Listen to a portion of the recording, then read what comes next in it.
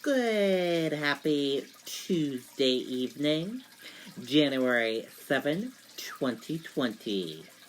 I'm Riley King, and welcome to the Riley King Newscast, right here on the Riley King Network. We have a lot of news to get to for this Tuesday evening, so let's begin. First up, New Hampshire woman, mother experienced earthquakes in Puerto Rico. Woman says she could feel hotel swaying. Let's take a listen to that video from WMUR News 9, Ray Brewer.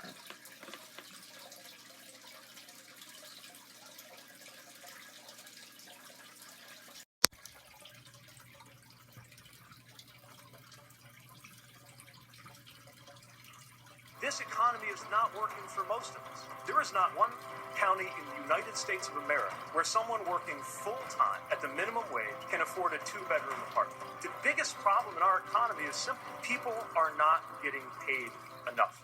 I think we're earthquaked out. We're ready to come home. Jennifer Sanders and her mother are staying at the Sheraton just outside of San Juan, Puerto Rico. 4:30 this morning, we were awoken from a deep sleep with the 6.6, and that was extremely scary. The U.S. Geological Survey has since adjusted the quake to a 6.4 magnitude. The southern and southwestern part of Puerto Rico sustaining the most damage. But Jennifer says their building was swaying. It felt like we were on a cruise ship. I mean, it was significant.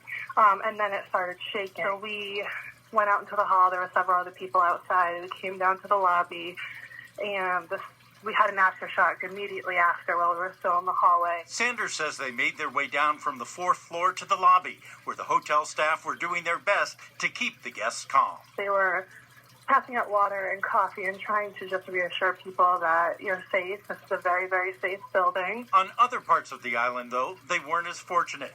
One man was reportedly killed when a wall collapsed, and numerous buildings were also severely damaged. On Monday, a 5.8 magnitude quake struck the island, and Jennifer says that caused them to move from their room on the 11th floor to the 4th floor, even though she knows the hotel is safe. But it's still scary. Sanders says that she and her mother were looking to get an earlier flight out, but everything was booked, so now they're going to stay until their originally scheduled departure on Friday. In the studio, Ray Brewer, WMUR News 9. Okay, and there you go on that video and that report.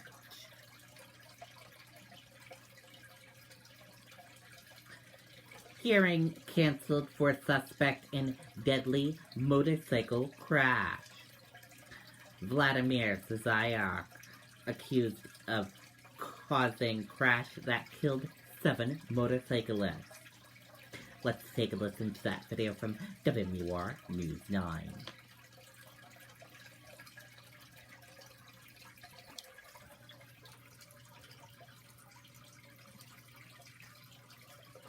To brainstorm, to innovate, to create white walls from Magnatag. This morning, we're learning the man accused of killing 7 motorcyclists in Randolph last summer is expected to make his first court appearance since his arraignment. Vladimir Zukovsky currently faces 23 charges, including negligent homicide for allegedly slamming into a group of motorcyclists back in June. Zukovsky has avoided appearing up until now, but he is expected to be in court this Thursday morning for a hearing. Okay, and there you go on that video and that report.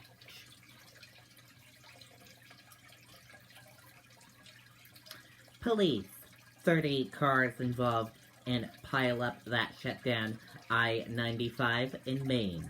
First crash caused by slippery roads, blinding sun, state police say. Let's take a listen to that video from WMTW News 8 Maine. And from WMUR News 9 as well.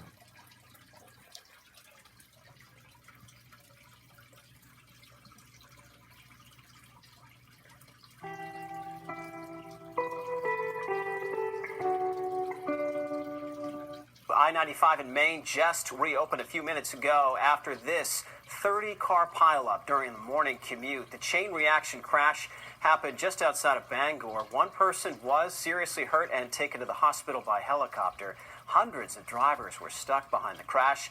Police think blinding sun mixed with icy roads caused the initial crash. Okay, and there you go on that video and that report.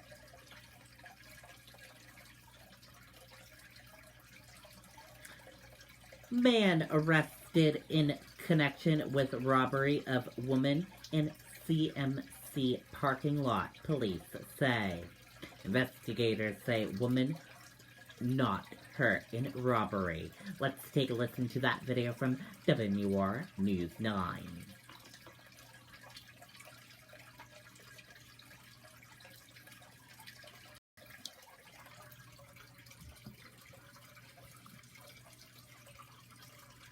This economy is not working for most of us. There is not one county in the United States of America where someone working full-time at the minimum wage can afford a two-bedroom apartment. The biggest problem in our economy is simple. People are not getting paid enough. Manchester police arrested the man they say stole a woman's purse at gunpoint. Ron Goodwin of Woodsville is due in court this afternoon. Police say he followed the woman in his car as she walked to her vehicle in the employee lot at Catholic Medical Center last week before jumping out and robbing her. She was not injured. Okay, and there you go on that video and that report.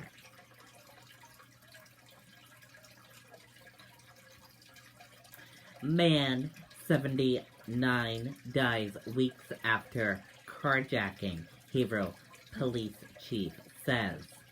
Police identified victim as David Dickey. Let's take a listen to that video from WR News 9. Sorry about that, we do not have a video on that story. Sorry about that, everyone. My mistake. The victim of a carjacking in November has died, according to Haverhill Police. David Dickey, 79, died on January 2nd. Haverhill Police Chief said an autopsy was conducted on Dickey and results have not been released. Once results are made available, police will work with the County Attorney's Office and the Attorney General's Office to determine how to proceed, Haverhill Police Chief said. On November 4th, police said Dickey saw Brandon Herman, 21, looking for a ride and picked him up. Prosecutors said Herman had just been released on personal recognition bail for not showing up to court in a separate case. According to court paperwork, Herman was charged with assault after he was accused of causing bruising last year on an 8-month-old's face. Police said Herman threatened to stab Dickey if he didn't pull over. When Dickey pulled over at a Walmart, Herman assaulted him, breaking the man's nose, authorities said. Herman was later taken into custody and pleaded not guilty to charges of robbery and second-degree assault. He is being held without bail. Dickey was an infantryman and received his Patriot badge while serving in the U.S. Army from 1958 to 1961, according to his obituary. Described as a handyman and jack of all trades, Dickey later worked construction throughout the Connecticut River Valley, the obituary said.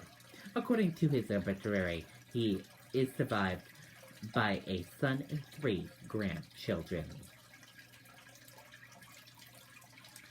Raymond police are looking for wanted animal cruelty.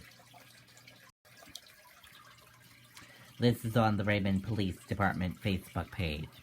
Our department has active warrants for the following suspects. Brittany Jackson, age 29, and Matthew Jackson, age 34. They are driving a gold 2010 van, like the vehicle in the picture. New Hampshire license plate 4088509. Brittany and Matthew are wanted for multiple counts of animal cruelty that resulted in the death of a dog. If you see them, do not approach them. Call us at 895-4747 or your local police department. And here's a photo of both of them there, and this is a van that they could be possibly driving. Again, if you see them, call Raymond Police Department or your local police department.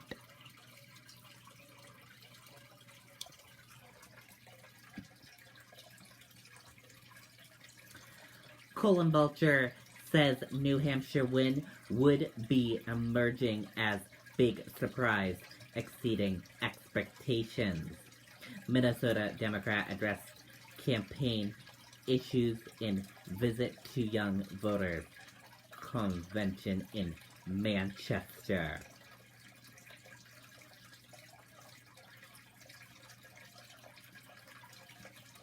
Elizabeth Warren releases board plan to reform bankruptcy laws she says will help individual filers. Without mention Biden by name, Massachusetts Senator reignites fight with him over honoraries of 2005 law. Budaj calls for real solutions. A new TV ad to begin airing in New Hampshire.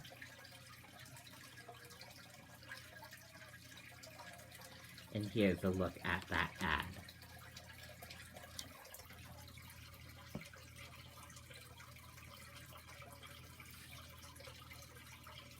And as a mayor, I've seen what we can achieve when we have each other's backs. But in today's divided America, we're at each other's throats. Our rivers and oceans are rising, healthcare costs are soaring, and our kids are learning active shooter drills before they learn to read. To meet these challenges and to defeat this president, we need real solutions, not more polarization. I'm Pete Budaj, and I approve this message because acting together to conquer these challenges is the only way forward. Okay, and there you go on that video of that ad. And now let's take a look at that U.S. stock market and see how your U.S. stock market closed for this Tuesday evening. And here's a look at that U.S. stock market for all of you for this Tuesday evening. Your Dow Jones Industrial Average closed in the red and went down. Your Nasdaq closed in the red and went down. S&P 500 closed in the red and went down. Gold closed in the green and went up. Oil closed in the red and went down. U.S. 10-year closed flat. Euro/USD closed in the red and went down. And VIX closed in the red and went down.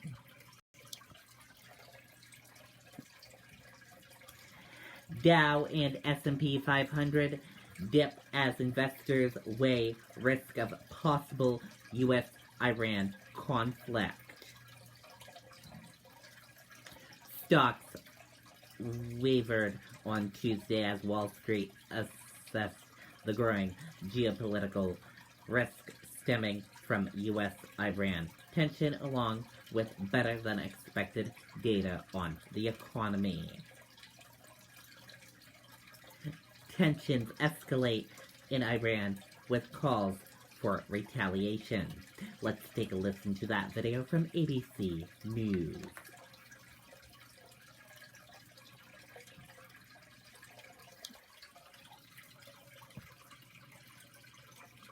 The escalating tensions with Iran. As we said, the supreme leader is now promising direct attacks against Americans. This as mourners pack into the streets for the funeral of Iran's top commander, leading to a deadly stampede. Martha Raddatz is in Tehran, where she just spoke with Iran's foreign minister. Good morning, Martha. Good morning, Robin. This was the final day of the funeral procession, and it turned tragic. The actual burial now postponed because of the crowds.